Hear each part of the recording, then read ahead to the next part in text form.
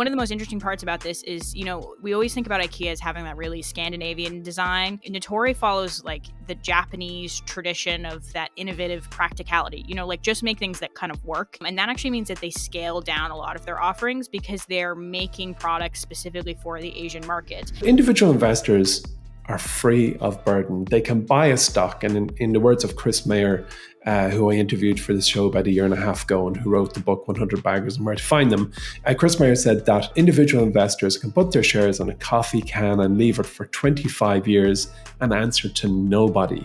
And I think I'm almost certain that Warren Buffett said that if he was managing a small amount of money, he would return 50% annual growth per year reliably. 2020, 2021, building was effectively paused, not just because people, weren't necessarily allowed to be in proximity of each other, but also wasn't there a huge run on lumber during that period? So I would say, in terms of pace, the US housing market hasn't been up to where it needs to be probably for the last 10-ish years.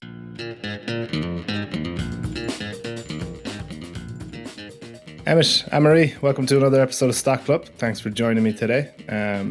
We usually talk a lot about some of the great investors of our times. Warren Buffett comes up a lot. I think he's coming up on this show as well. But there's a few in the political realm of the States who don't get enough credit. So I just want to highlight Senator Thomas Tuberville. So he's just disclosed $250K worth of futures trading in wheat, corn, soy, and cattle. Thomas Tuberville also sits on the Senate Committee for Agriculture, Nutrition, and Forestry. So we talk about insider trading. I think that goes beyond insider trading. Oh my goodness. I mean, part of you goes, oh, well, if he's doing it, I should do it. But the other bigger part of you says, no, something is utterly corrupt here. This guy's profiteering from something that he knows or is likely to profiteer from something he can see coming down the tracks. Yeah, they shouldn't be allowed to do that at all. Not even something he sees coming, something he literally has power, direct influence over. Yeah. Right. This has been going on for a number of years, though. I remember a couple of years ago, it was a bunch of senators bought up, I think it was all satellite companies and stuff like that. And then 2 months later, it came out that they were being awarded a massive military contract. It's been going on for a while. It's so much of an issue, and it's caught so many people's attention. I know a number of services allow you to robo trade based upon the trades of Nancy Pelosi, or there's been 2 index funds set up. One is tracking Republican senators and House of Representatives members, and the other is tracking Democrats to see who performs better year over year. But I remember doing analysis on this a couple of years ago, and it's something on average, regardless of party, if you are a sitting member of any kind of house in the U.S. federal system, it's the likelihood of you outperforming the market by a margin of more than 2 is almost 100%. Oh my goodness! In trading, so it's definitely an issue. I know that there is a bill being brought to the floor. Actually, it's a bipartisan bill, which is being sponsored by AOC and Matt Gaetz, which is quite controversial because they're very much on opposite sides of the spectrum, but both of them have identified this as being a huge issue that you should just not allowed to actively trade if you are in the Senate or the House of Representatives. Are either of you guys around long enough to remember Martha Stewart? Does that ring a bell? Yeah. Right. Yeah. So, Martha Stewart, Omnimedia, or is it Omnimedia? I never knew how to pronounce that. She was obviously the founding CEO, and she served time for a very small, negligible trade on the periphery of her life. If I recall correctly, it wasn't she who made the trade, but someone belonging to her. And as the founding CEO, that person benefited, and she went inside. She did time. And yet we've senators who can actually pass, I presume, bylaws or whatever they're called in America that directly influence their benefit. It's completely wrong. Yeah. I hear the term late stage capitalism a lot and pretend like I know it. But then when you see something like that really defines it kind of makes sense. Do you know what I mean? It's a bit like a Galway accent. I can only recognize it when I hear it. Okay. So Anne-Marie, we're going to get into it now with Celsius Holdings. So this is a company that's been growing like absolute wildfire over the past few years. In fact, the stock is about a 40 bagger since the start of 2020. Yeah. So you've been looking into it. What's kind of been the catalyst behind the growth here? Really, it's just kind of absolute insane demand. I would credit most of that has kind of been prompted for the way that Celsius has positioned itself in relation to the broader market, which I suppose they can be celebrated for that. We kind of saw Celsius as being a contender in the energy market probably back in like 2019, seriously, and then going into 2020. The brand was really smart in how it decided to position itself as a healthy energy drink, and its branding, I would say, resembles more like Lululemon or vitamin water rather than its obvious competitors of Red Bull and Monster.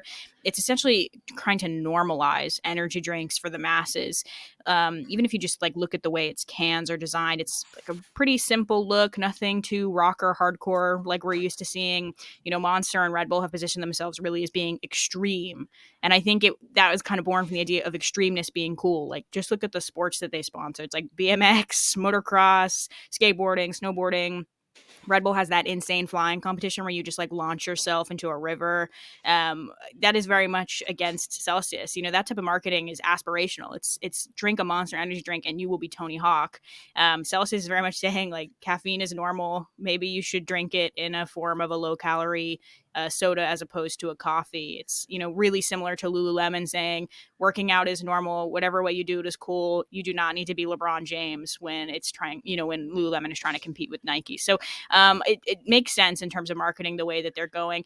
They also are pursuing a really smart niche in gym culture, which is Celsius is chasing that trend that's been really brewing for a while of using an energy drink for pre-workout to kind of give yourself energy before you go in and hit the weights. And that's also being reflected. And we're seeing a huge surge in pre-workout powders. So I think they're cornering that market really well. And that was They should be illegal, by the way. They're awful. Yeah. It's Some of the pre-workout powders have like 4 times the amount of caffeine you're meant to consume in a day. Yeah, absolutely. Sorry, it's a tangent. Yeah, so I like it already. I like saying it. Excellent. I don't think Celsius has quite that much caffeine, so we might be safe there. That was paired really well with Celsius back in lockdown, sponsored a bunch of at-home workout programs that were on social media and YouTube, really trying to be like, we are healthy. This has been reflected in comments from their CEO, John Fieldly, really since 2020. He has a great quote that says, what we're seeing in new customers that are coming to the drink category is they don't want their grandfather's energy drink. They don't want Red Bull. They don't want Monster with all the sugar. These brands that are more traditional energy are just not on trend today and not what the consumer wants. And that has been reflected in our data.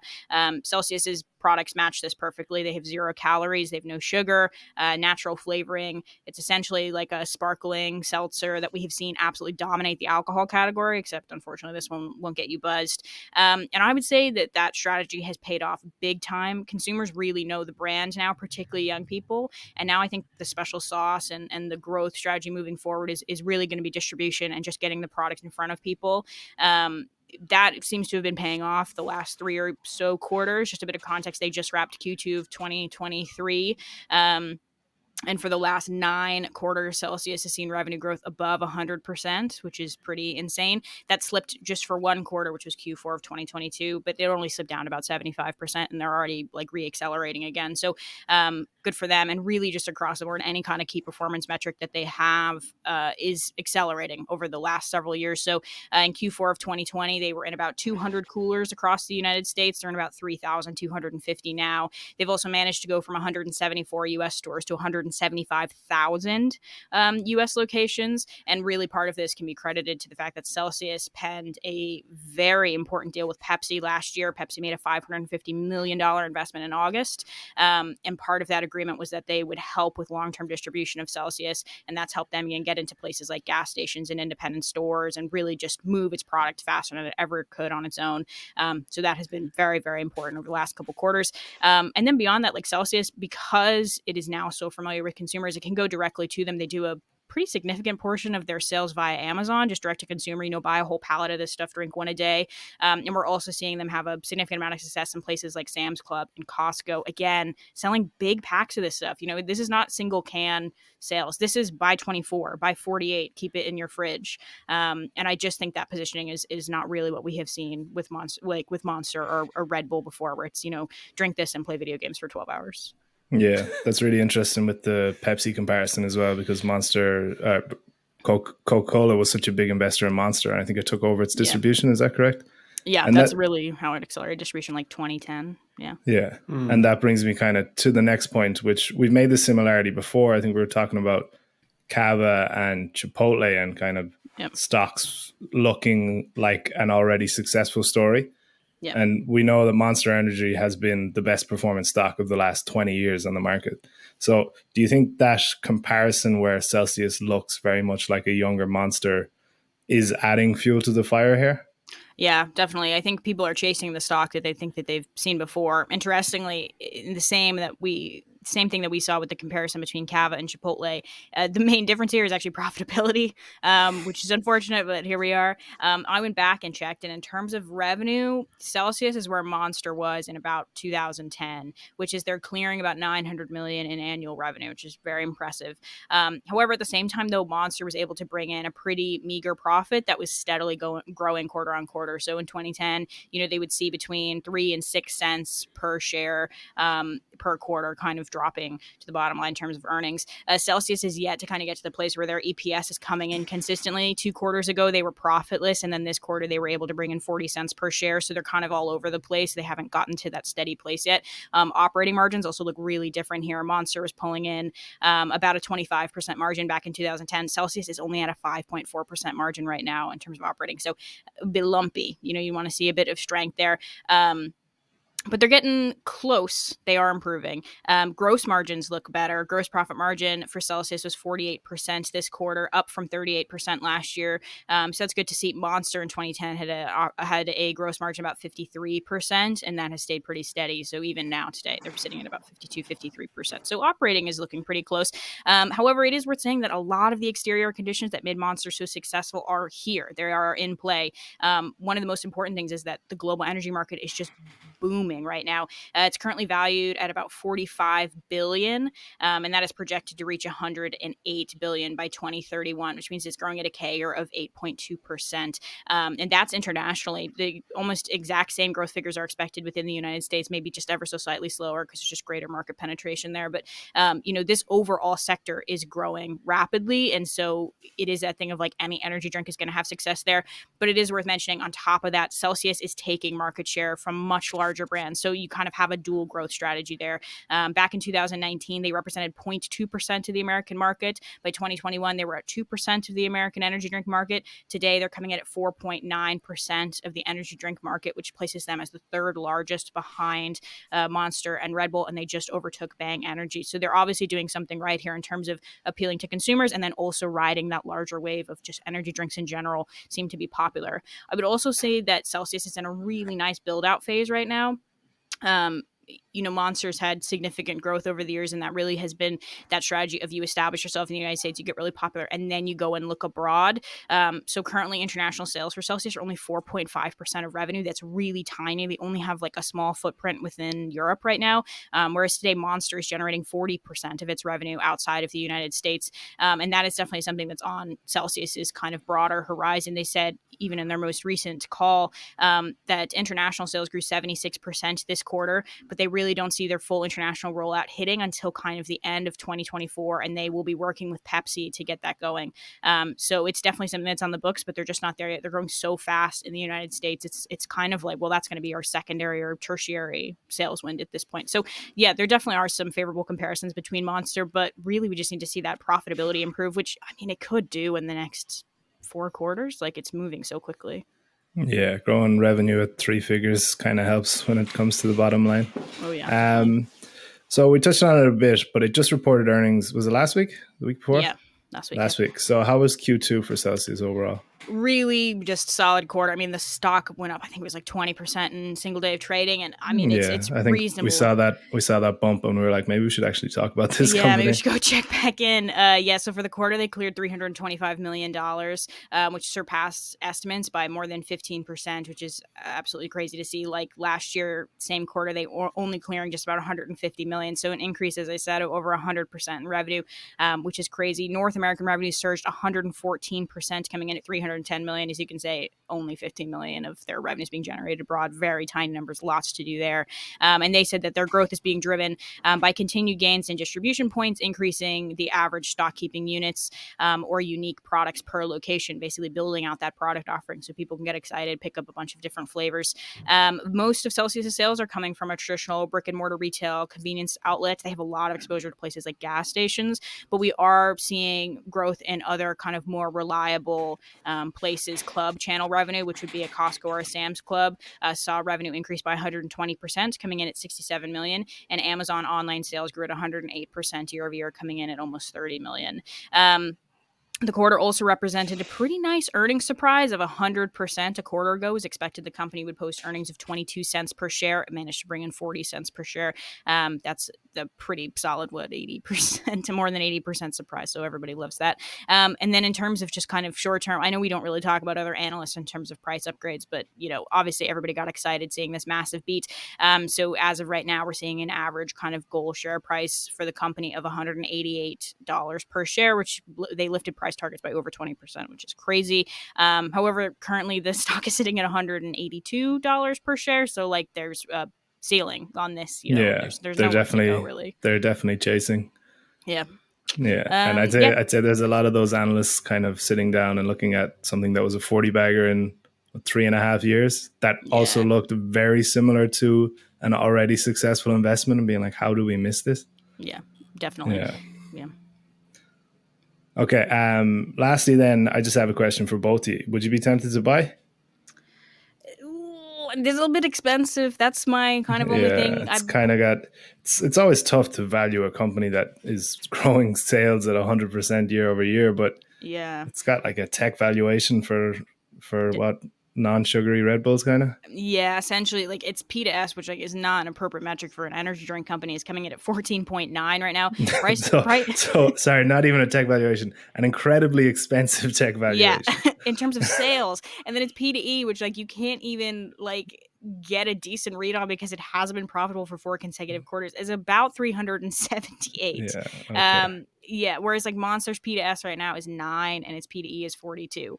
And that's even hot. Monster is even trading at a massive multiple, and it isn't growing 100% a quarter in terms of revenue. So very expensive at the minute, particularly coming off of the back of that earnings. To see a 20% pop, it has become, again, prohibitively expensive, very similar to the conversation we had around NVIDIA, where we're going over a highly successful earnings. All of a sudden, everybody's paying attention to it. It's going to push the stock sky high. So, no, too expensive. Yeah.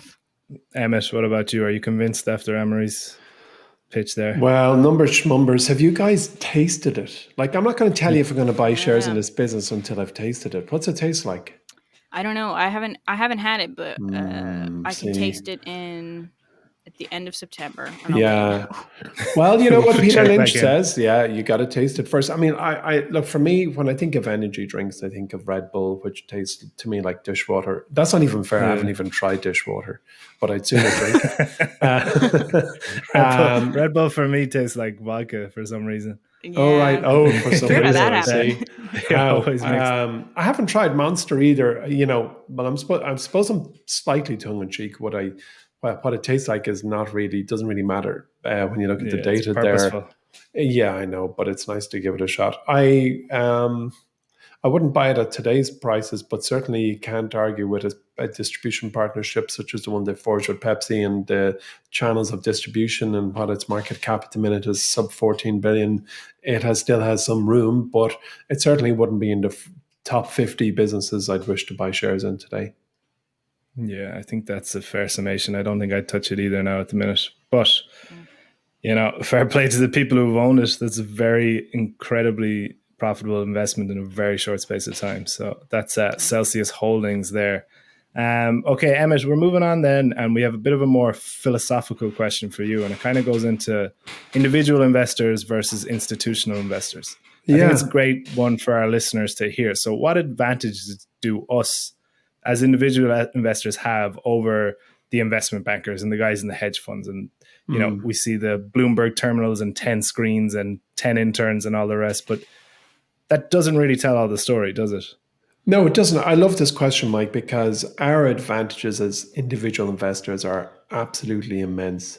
And to answer the question, let me start by taking a trip down memory lane, which was the 2022 Men's Soccer World Cup final, which ended last December, which, as our listeners will probably recall, was when Argentina beat France.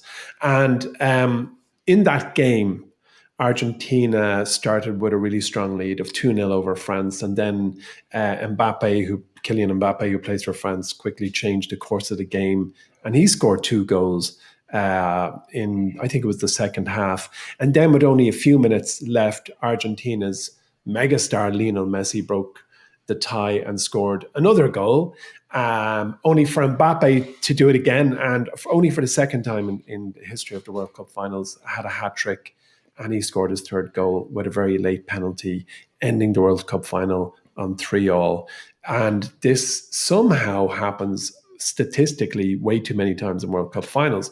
But then after that, and after all that drama, and it was a great match, there was a penalty shootout where Argentina won 4-2 in the penos, which is what they're known as in Ireland. Is penos an international term? Have you heard of penos, Anne-Marie?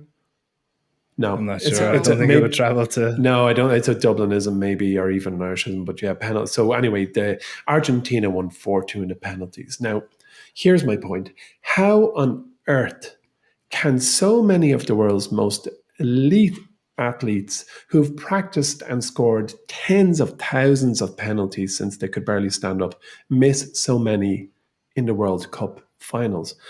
Wait to hear this. Spain's coach Luis Enrique said before the team's last match with Morocco that he had told the players to take 1,000 practice penalties back with their clubs. And either they weren't listening or it didn't work, because the first 3 players to attempt one all failed to convert.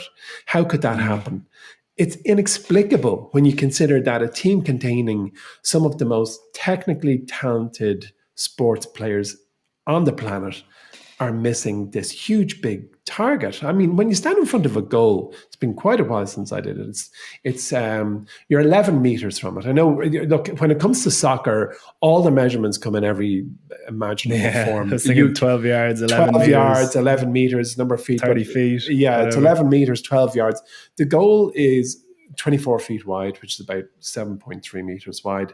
It's like a cavern. It's 2.4 meters wide. I could barely jump. I'm 6 foot, nearly 6'2". I could barely touch 2.4 meters up. It's like trying to throw an apple down Diggs Lane and missing. Like, seriously, like missing a penalty is just like absurd. But there's a ton of research on this. And as you can imagine, it's the real hot academic subject in the run to World Cup finals, and you occasionally see big research houses publish papers on why do so many world-class athletes miss penalties in finals. But the technical answer as to why a soccer player misses a goal is something like this. Shooting low to the right or shooting low to the left has the lowest success rates, and shots into the top have a 100% conversion rate. Okay, so former England striker Alan Shearer, who might be the most successful penalty taker ever, but definitely was a good one. What he did as a player was he smashed the ball into the corner, top right-hand corner, top left-hand corner. And even if the goalie jumped before he struck the ball and went in the right direction, which is generally the only way a goalie will get to a penalty, he still hadn't a chance of saving it, because that zone is completely, it's the perfect place to place the ball. However, what happens, as I'm sure our listeners have guessed, is that players doubt themselves and they go for what they perceive to be safer in that moment. They know that their friends, their family, spectators, and probably hundreds of millions of people around the world are looking at them.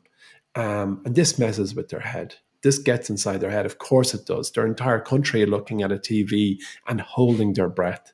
And as they're walking towards that ball to take the penalty, I think in the scheme of sport, that's peak pressure. There's probably very few other moments in a sports person's life which is as stressful and as peak pressure as taking a penalty after a World Cup final in soccer. So let me tell you this. Hedge fund managers and professional money managers of any type feel their own equivalent burden of responsibility. Because It's funny, I forgot the question there. I was so into the penalty story. Oh, they went way off. Welcome to the sports podcast. Why are you talking about hedge fund managers?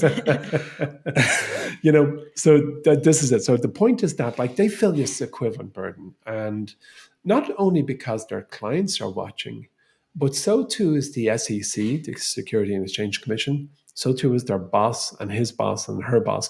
And they need to explain their shot within a few weeks of taking it in the form of a quarterly report. Now, that's horrible.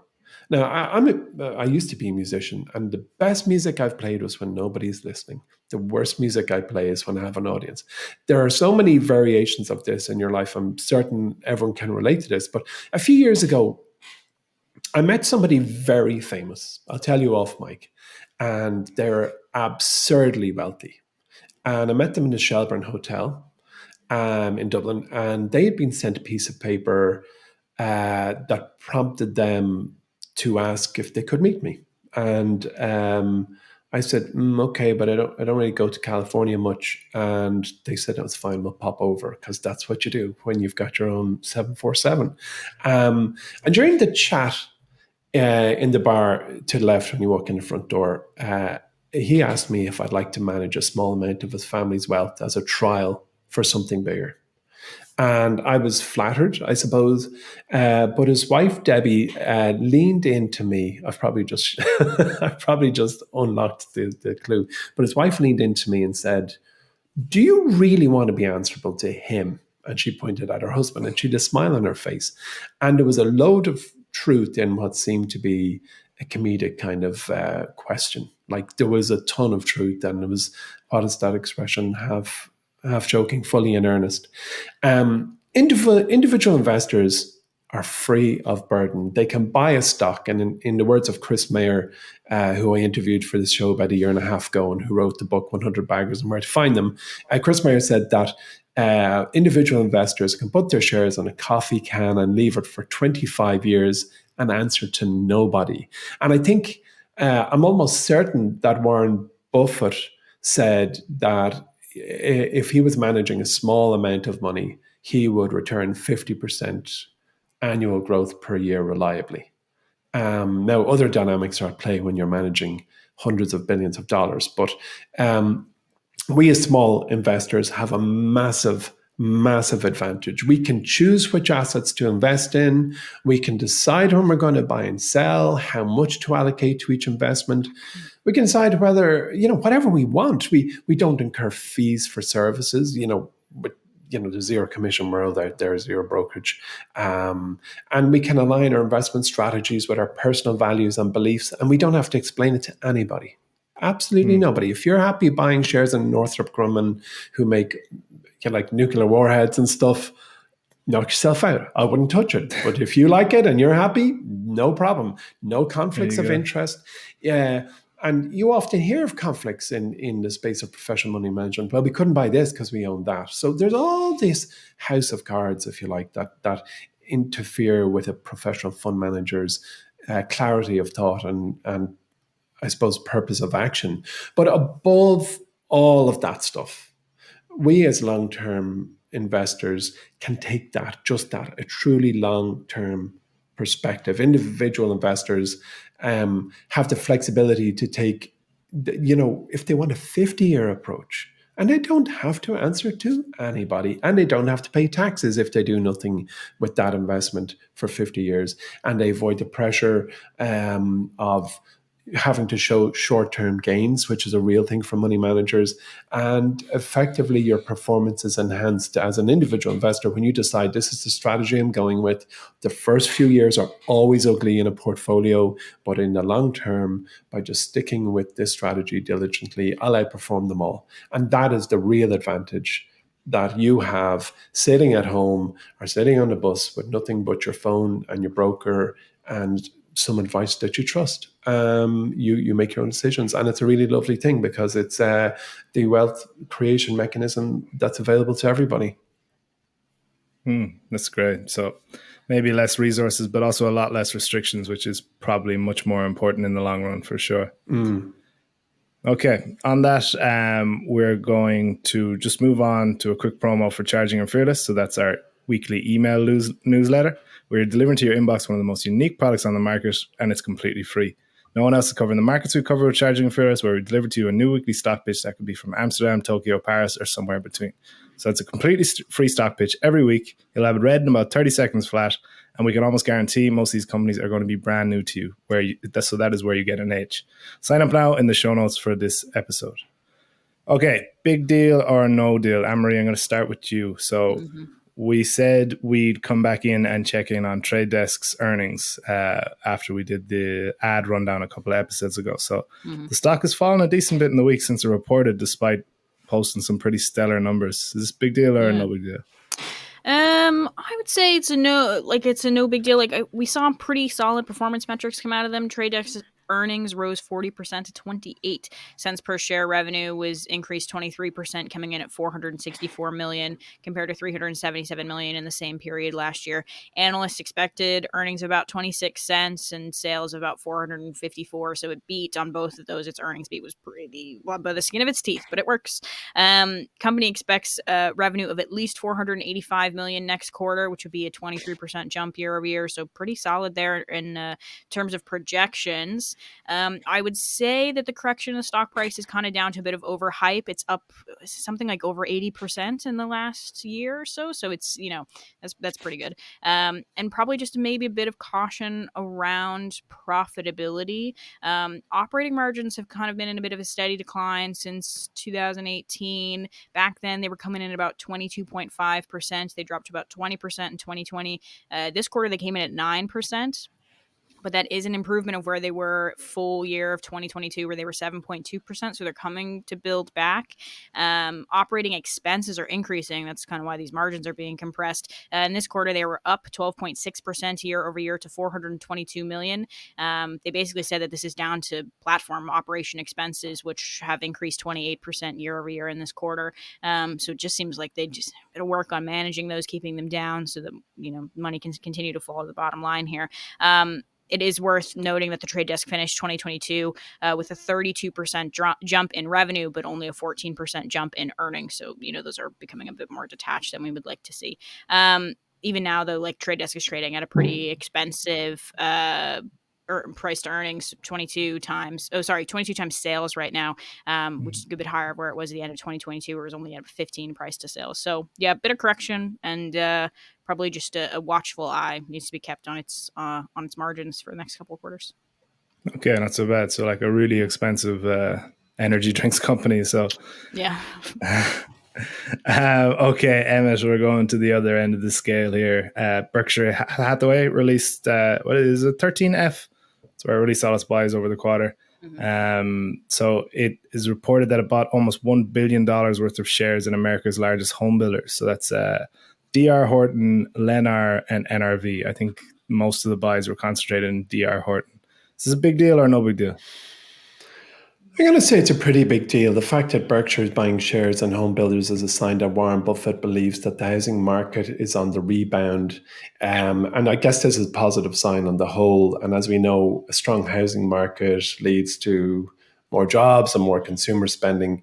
But specifically, Berkshire purchased nearly 6 million shares, as you said, in D.R. Horton, 153,000 shares in Lennar, and something like 11,000 shares in MVR.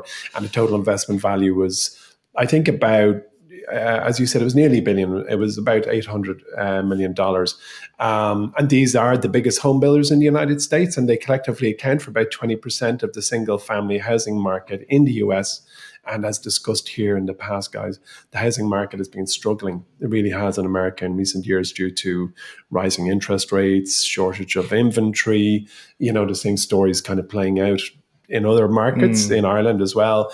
But however, this to me is a sign that the market is starting to rebound. Home prices are rising. Builders are starting to increase production. I presume margins are increasing, but I think this is quite a big deal, and I suppose an early economic indicator for America Incorporated. What do you think, Anne-Marie?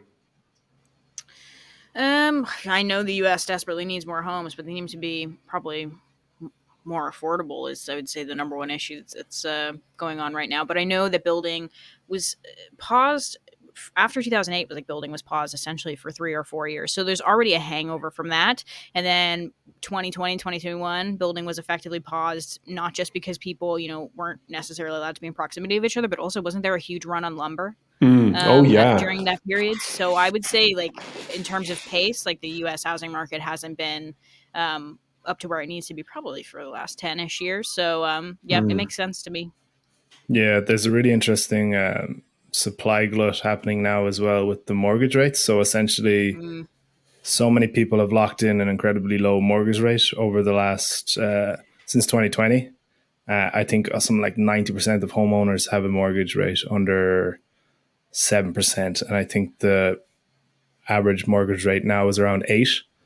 So if you sell your house, you have to go get a new mortgage. So that also means that inventory is getting shortened more so now, because people don't want to sell their house and go and get a worse loan essentially. So I think that could be a factor behind it too, in that there needs to be pressure on building more homes to increase that supply right now. Yeah. But again, I think Warren Buffett maybe Thomas Tuberville is the only person who will know more about the macro and home building right now than Warren Buffett. He seems to be really clued into everything. So yeah, it's a very, very interesting move. Okay, we're going to finish off with an elevator pitch. Anne-Marie, a few weeks ago, I said I'd buy shares in IKEA if I could. You've gone and done some research and found the Japanese IKEA for me. So I'm very interested to hear this elevator pitch. Yeah, we covered it in Charging and Fearless this week. A very cool little pick. I like it. It's big business. Like, probably, you're not going to get, 20x, but it's performing really well. It's called Nitori Holdings. Its ticker symbol on the Tokyo Exchange is 9843, but it also has an over-the-counter ADR trading in New York, which is NCLTY. Current market cap is about $12 billion US dollars, but its sales growth is just so consistent. This year, it managed 16% year-over-year sales growth, bringing in $6.5 billion. But even like year before, 13% sales growth. Year before that, coming in about 11.5% sales growth, just very consistent. And then big thing that we love to see, insider ownership, 24.2%.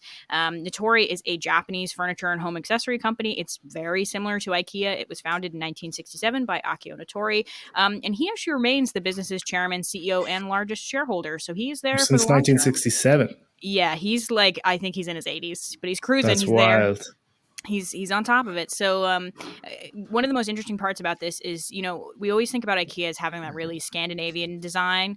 Nitori follows like the Japanese tradition of that innovative practicality, like just make things that kind of work. And that actually means that they scale down a lot of their offerings because they're making products specifically for the Asian market. And as like, if you guys have ever seen like those documentaries or news features that are done on apartments in places like Hong Kong or Malaysia or Singapore, their apartments are tiny, really, really, really small. They call those apartments in Hong Kong coffin apartments because they're so small. And so it means that Nitori is like, okay, we got to scale all of this stuff down. And it was really interesting to read. They recently launched in Malaysia last year, and they spent weeks interviewing families in cities across the country there. And they went around and measured apartments just to make sure that all the products that they produced would be well suited to the way that they build homes there.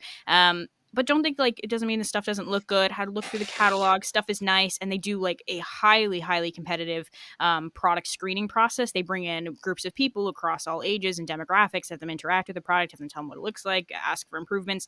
And apparently that CEO, he is still flying and visiting all of their factories routinely all the time to go in and test product and make sure everything looks good, blah, blah, blah. And just a bit of a fun fact I have for you. So on that kind of compactness that is required, dining tables produced by Nitori in comparison to IKEA are between 5 to 6 centimeters lower than standard European ones. And they're also narrower. Their sofas are shallower and more upright so that they take up less space, just, efficiency anywhere they can.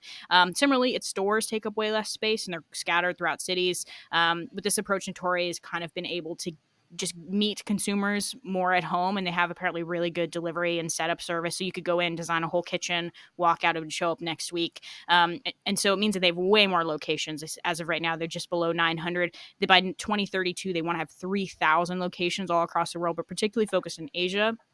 They're building out Southeast Asia at the minute, which is a rapidly growing economy, so a lot of interest there. In comparison, IKEA only has like 460 locations, but they're huge. They've got that massive warehouse. They're storing a lot of stuff. Nitori doesn't exactly have that model here. But also, just like IKEA, Nitori designs, manufactures, distributes, and sells more than 90% of its products. It's in full control. Vertical integration there, which means it has nice, strong, stable margins. Operating margin routinely sits above 15%. So it's good to see. I kind of went and had a look at some Reddit threads, some online reviews, because again, just like Celsius, like Nitori is not in Europe, so we can't go and have a look and sit in the chairs and say, yes, this is a more upright sofa. But from what I have seen, people seem pretty happy with it, particularly in Japan, which is where the vast majority of these stores sit. About 50% are there. People basically say it is like IKEA. Some people even said it's a higher quality IKEA. The stuff is nice. It's inexpensive, easy to use. So maybe one day if they make their way to Ireland, we can go try that out. It's probably been about 10 years. But anyway, as of right now, the key to their success is going to be international expansion. As I said, they're trying to push in to Thailand and the Philippines within this year. They just opened in Singapore with something like 15 stores. Those have been going very, very well. So that's kind of where to keep an eye on. Interestingly, though, they did open 2 experimental stores in North America. One was in Canada. One was in the US, I think in Texas. I think they were just trying to feel it out, see how it was going to go. And they closed both of those at the end of 2022 because it just kind of didn't catch on. However, I wouldn't be surprised to see them try it again because there is a thing to Japanese brands. People do like them. Uniqlo, which is a clothing brand, is very, very popular at the minute and has a really similar branding. It's very much just practical essentials. These are very good plain t-shirts. These are very good plain pants. Here's a nice windbreaker. I think if they were able to just get their brand a bit more in front of people before they launch, they could have success outside the US. As of right now, trading at a PDE of 22, which is slightly above what we would see from an American furniture company, which tend to come in at about 18. That's the industry average. However, Nitori is growing way faster than most publicly listed furniture companies in the US. If we look at something like Restoration Hardware, that's seeing very incremental single-digit revenue growth. I think the last couple of quarters have actually seen a year-over-year drop. But Nitori to be performing, bringing in an average of 15% revenue growth quarter after quarter, you love to see it. And actually, just as like a final thought on the longevity of this business, they have had 36 consecutive year halves, because they don't do quarters in Japan, of revenue and profit growth. So that is just a performer year over year. Yeah, it's mad. I can't get over the CEO's been CEO for 50 years. Yeah, cruising. Yeah. I'd say, Emmett, do you feel like you've been over my Wall Street for 50 years at this stage? Yeah, definitely. I'm counting. Look at me. Okay. I'm grey-haired. When I started this gig, I had my car in the world. Jet black hair, 22 years old. We confirm that is an absolute lie, by the way. Okay, before we finish up, I just want to give a quick shout out to our friends and sponsors at Vodafone Business. So if you're an Irish business looking to get more digital help and advice, Vodafone Business is the way to go. They offer a whole array of digital apps, productivity tools, security solutions, IT support, and even website builders. They've actually just launched their own VHub digital advisory service as well. So Irish businesses of all sizes can get free one-to-one digital support and advice tailored to their business by simply booking a call with one of their VHub digital experts. You can find that on the Vodafone Business website. So just search Vodafone VHub for more information. That's it for today's show. Remember, if you have any questions you'd like us to tackle or elevator pitches you'd like us to answer, make sure to get in touch. You can find us on Twitter at MyWallStreetHQ, on TikTok at MyWallStreet, or simply just email us at pod@MyWallStreet.com. If you're enjoying the show, make sure to tell your friends about us, and don't forget to leave us a review on whatever podcast platform you listen to us on. Thanks for joining us today, and we will talk to you next week.